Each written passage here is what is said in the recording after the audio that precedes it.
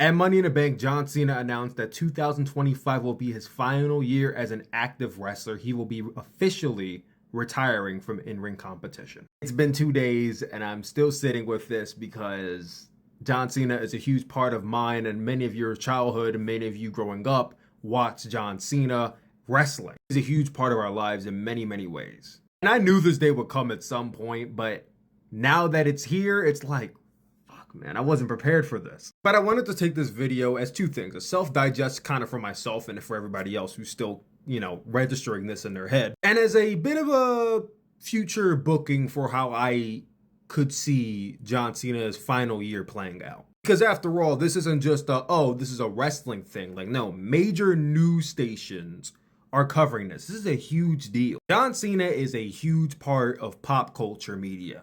So him retiring is big, and I think this is going to attract a lot of people who may not have been watching wrestling previously. They may come back, maybe not for all his matches, but they'll definitely be coming back because they may want to see him wrestle one last time. Best believe Royal Rumble, Elimination Chamber, WrestleMania, where he said those were his last, pay-per-views that he's doing. Oh yeah, if they're not instant sellouts, those people are going to want to see John Cena wrestle one last time. That being said, let's go over some of the notes from the press conference. These notes are coming straight from Wrestle Features over on Twitter, so shout out to them. During John Cena's announcement, he said that he's retiring in the year 2025, but he didn't make it very clear about when or like what show he's retiring at. He wanted you to tune into the press conference, so he was a smart man for doing that. It had me worried because I thought this was the last time I saw him, but he confirmed some stuff here. The first of which is that he will not be retiring at WrestleMania 41. Instead, he plans on wrestling for the entire duration of 2025, from January to December. Now, it's a good thing because that means we're going to get a full year of John Cena on WWE television from December to January. If anything, this is going to be the most appearances John Cena has made on WWE television since 2017. And listen, selfishly, and I think a lot of us feel the same way, I think we all want the storybook ending for John Cena to be at WrestleMania 41, like WrestleMania 41 being his last match. Grandest stage of them all being where he retires. Selfishly, I would like to see that, but this is not my retirement. It's John Cena's retirement. So if that's what he wants to do, I support it all the way. As a fan of John Cena, here is where a little bit of my concern comes in.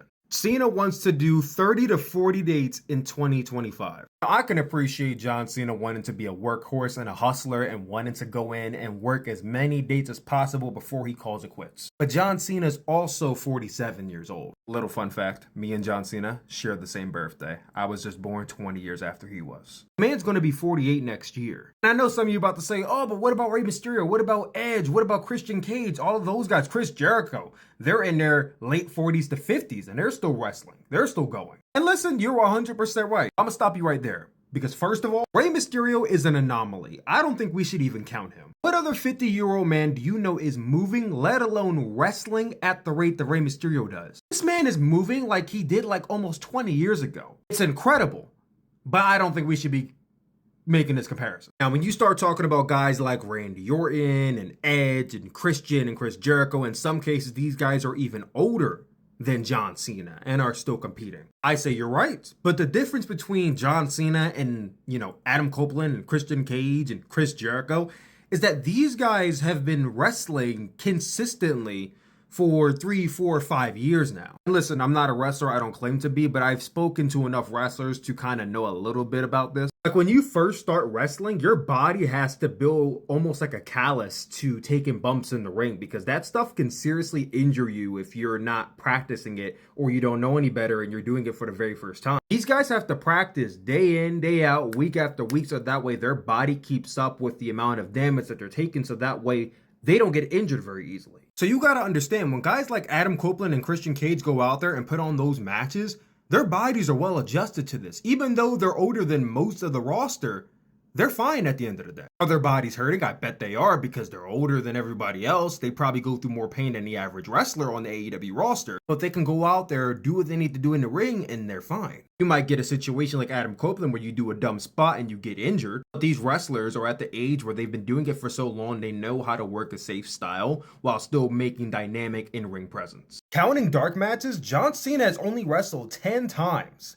since December 31st, 2022. If you don't count dark matches, he's only wrestled 6 times. When I hear John Cena says he wants to work 30 to 40 dates, my first question is, by work, do you mean like appear at 30 to 40 shows? Because you coming out and cutting a promo is different from you actually coming out and wrestling. If you're only going to be making an appearance like 30 times but wrestling 10 times, that's perfectly fine. I think John Cena could withstand that. But if you mean wrestling 30 to 40 times that entire year, that's when I'm like, Are you sure you want to do that? Like, John Cena has not been actively working in the ring since 2017. That was the last full-time year John Cena's had. That was 7 years ago. John Cena's body does not have the same callus that his body had 7 years ago. Listen, I'm not saying he can't do it. I'm just saying, as a fan, my concern is that John Cena might overwork himself. Everybody wants to go out strong, but don't overdo it. I think at the most, maybe 15.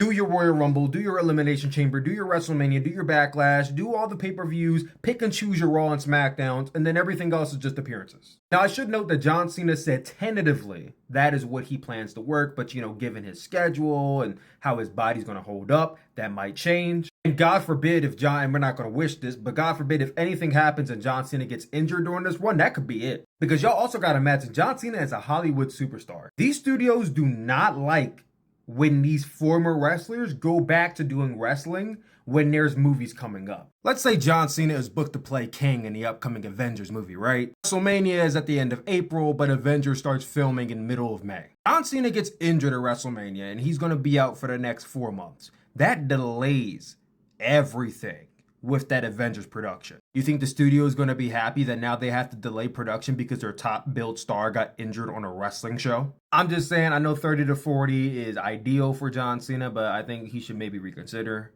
that number, just slow it down a little bit, and then just go from there. Do what you can.